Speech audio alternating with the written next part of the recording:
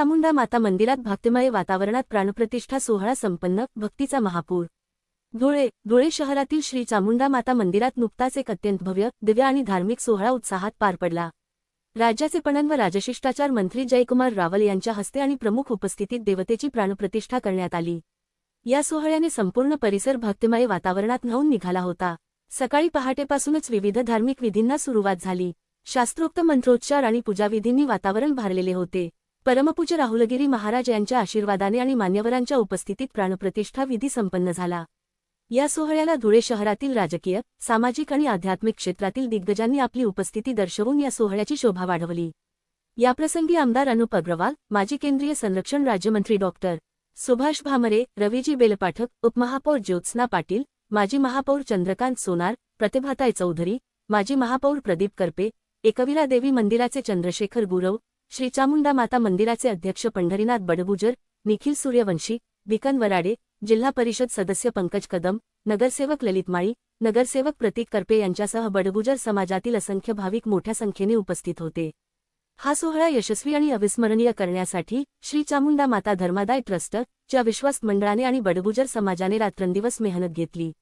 या सोहळ्याच्या यशस्वीतेसाठी खालील पदाधिकाऱ्यांनी महत्त्वाची जबाबदारी पेलली। यात अध्यक्ष पंढरीनाथ बडगुजर, उपाध्यक्ष गुलाब बडगुजर, मनोहर बडगुजर, संजीव पंडित बडगुजर, सचिव राजू बडगुजर, सहसचिव गोकुळ बडगुजर, विनायक बडगुजर, खजिनदार सुधाकर भास्कर, सतीश बडगुजर, मनोज चव्हाण, राजेंद्र बडगुजर, लक्ष्मण धनराज बडगुजर, प्रशांत बडगुजर, भूपेश बडगुजर, सुनील बडगुजर, यशवंत चव्हाण, प्रदीप चव्हाण, महेश पवार, किरणचंद्र साळुंखे, संतोष बडगुजर आणि हेमराज साळुंखे यांनी व्यवस्थापनात मोलाचा वाटा उचलला।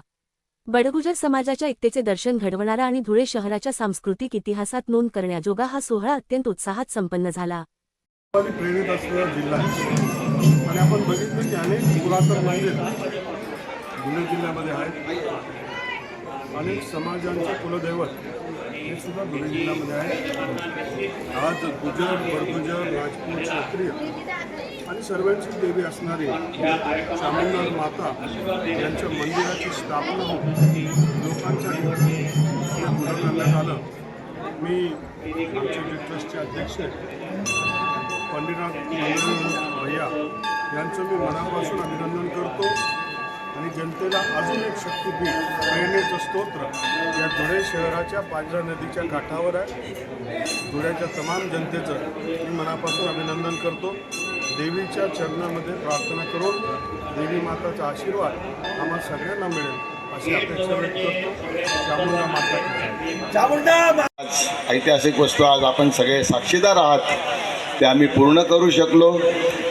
त्यानंतर या सुरुवातीला इथे बऱ्याचपैकी अडचणी होत्या। खूप चित्र इथं फार भकास होतं, ओसाड होतं।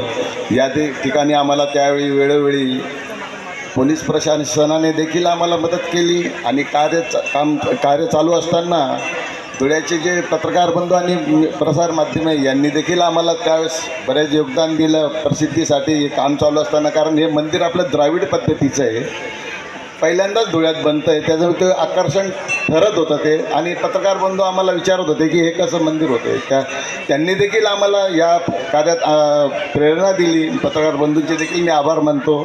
मला वाटतं आजच्या कार्यक्रमाचे देखील ते प्रशंसा करताना कुठे कमी पडणार नाही असं वाटतं मला, तर त्यांचे देखील मी आभार मानतो। बेलपाठक साहेबांनी सुरुवातीला आम्हाला खूप आम्ही अनुभवी लोक नव्हतो, सगळे नवीन लोक असताना आम्हाला जी आमची फळी उभी करताना त्यांचं देखील मोलाचं योगदान होतं। ते कार्यक्रमाच्या व्यस्ततेमुळे तेही देखील त्यांचा सत्कार आम्हाला करता नाही आला, त्यांचे देखील मी आभार मानतो। परत या अनावरण प्रसंगी त्रिशूळाच्या मागच्या आठवड्यात अनुप भैयांजवळ ट्रस्टच्या वतीने विनंती केली की भैया आम्हाला फक्त तुम्ही एवढीच विनंती आम्हाला की एखादी दुर्घटना घडू नये, पुराच्या वेळेस या नाल्याला काहीतरी संरक्षक भिंतीचं काहीतरी करून द्या आम्हाला। त्यांनी ताबडतोब विनंतीला होकार दिला आणि त्यांनी स्पष्टपणे सांगितलं की हे काम ताबडतोब चालू करा। त्यांचं